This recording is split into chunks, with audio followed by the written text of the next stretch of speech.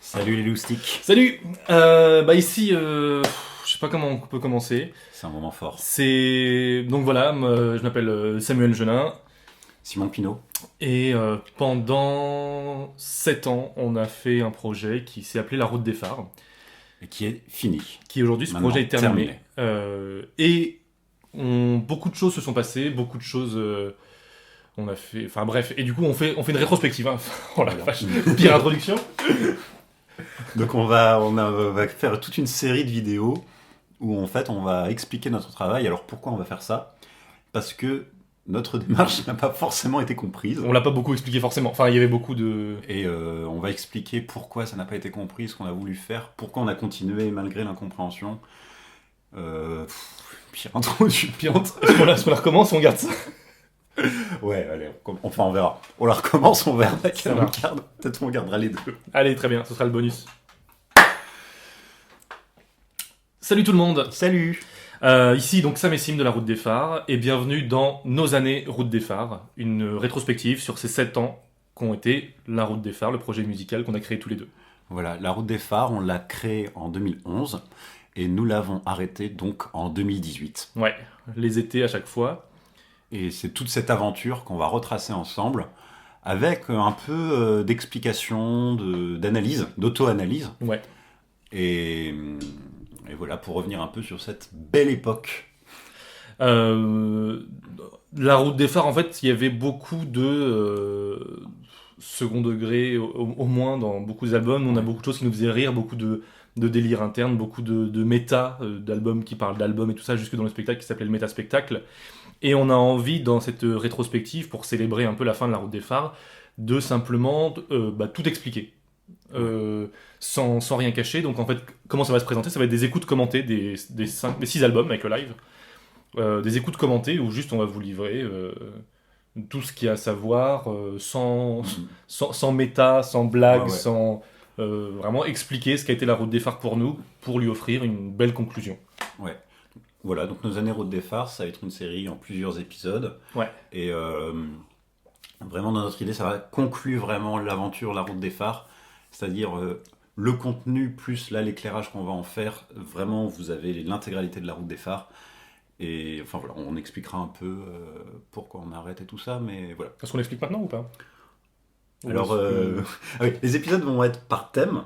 Ouais. Donc ce premier épisode va être le prologue. Ça va être du coup, vous voyez, mais une vidéo assez courte. Voilà, on espère. On espère. Donc peut-être qu'on peut commencer par qu'est-ce que c'est la Route des Phares ? Comment c'est parti ? Ah ça je l'aurais dit dans l'épisode 1, enfin dans l'épisode du premier album. Ok, vas-y, mais suis ton feeling. Mais du coup c'était plutôt expliqué qu'en fait du coup, donc aujourd'hui la Route des Phares c'est terminé. Ouais. On s'est rendu compte après coup que c'était terminé après la tournée de l'été dernier. Même si on le voyait venir, pour moi, un peu venir quand même. Pour moi, au moment du spectacle, enfin moi en tout cas, je le sentais comme une fin de saison. Et pas comme une fin de série, tu vois ce que je veux dire ? La Route des Phares arrive à un terme de quelque chose, repartons sur autre chose. Voilà. Et du coup on en parle maintenant peut-être. Enfin, oui. Et en fait, de réfléchir tous les deux de comment est-ce qu'on pouvait faire évoluer ce projet de la Route des Phares, on s'est rendu compte qu'on avait dit tout ce qu'on voulait dire, je crois, avec ce média-là. Enfin... Ouais. Disons que la Route des Phares en tant que telle, on a atteint le truc, on a l'impression. Après, on a aussi découvert plein de choses qui pourraient nous servir pour d'autres projets et tout ça. Mais la Route des Phares en tant que telle, on a un peu atteint la finalité. Et surtout que toutes les chansons avaient été écrites, à l'époque on les avait écrites et composées dans les 5 albums studio, sans savoir qu'on en ferait un spectacle. Et du coup, c'était aussi un truc de dire comment est-ce qu'on écrit, sachant que maintenant ces chansons peuvent être jouées en live. Parce que vraiment, quand on les a écrites pour les studios, on n'avait aucun filtre, aucune censure, parce que ça restait un truc un peu entre nous qu'on faisait écouter à quelques gens qui voulaient bien l'écouter. Ouais. Mais maintenant de se dire... Enfin, du coup, on avait peur que d'écrire pour du live change un peu la nature de ce qu'on pourrait écrire. En bien ou en moins bien. En même temps, on n'a pas essayé de le faire. On n'a pas essayé de le faire, mais c'était une des questions qu'on avait, quoi. Ouais, pour moi personnellement, il y a un truc arrivé au bout, c'est que, donc on va vous l'expliquer tout ça, la Route des Phares, ça joue sur sur plein de degrés différents. Et alors, ce que je veux dire est un peu rétrospectif, parce que ça n'a pas été aussi conscient pendant la route des phares, mais il y a quand même quelque chose où tout le travail qu'on a fait sur plusieurs années a pu aboutir au live, Ouais. qui est un peu l'incandescence, enfin, pas l'incandescence. L'incarnation ? Ouais, l'incarnation, La quintessence ? la quintessence, l'apogée, plus l'apogée de ce qu'est la route des phares. Et donc, soit on continuait à tourner le live, le spectacle tel qu'on l'a créé, tel qu'on l'a joué. Qui doit le faire évoluer d'ailleurs. On en parlera. Soit on en refaisait un, mais alors si on en refait un... alors le jouer plusieurs fois, on se disait en même temps qu'on atteignait un peu les limites, parce qu'il y avait un truc qui risquait de s'épuiser, et qu'on voulait... Que déjà en 4 fois qu'on l'a joué, on l'a senti. Ouais, on voulait pas atteindre le moment de la représentation complètement pourrie pour se dire stop, on voulait s'arrêter avant de le trouver nul en fait.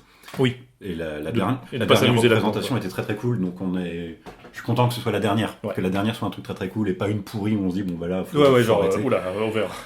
Ou alors on retravaille complètement pour que ce soit plus solide et où on fait un nouveau spectacle, mais en même temps non, parce que là, on va le voir ensemble, mais il y a un truc très très spontané dans la route des phares, un peu brouillon, un peu premier jet. C'est intrinsèque à la route des phares. C'est pas forcément notre manière de travailler dans l'absolu. Plutôt pas même. Mais dans la route des phares, si. La route des phares, c'est vraiment un truc premier jet, un truc spontané. Et presque spontané premier jet et qui finit par faire sens après coup.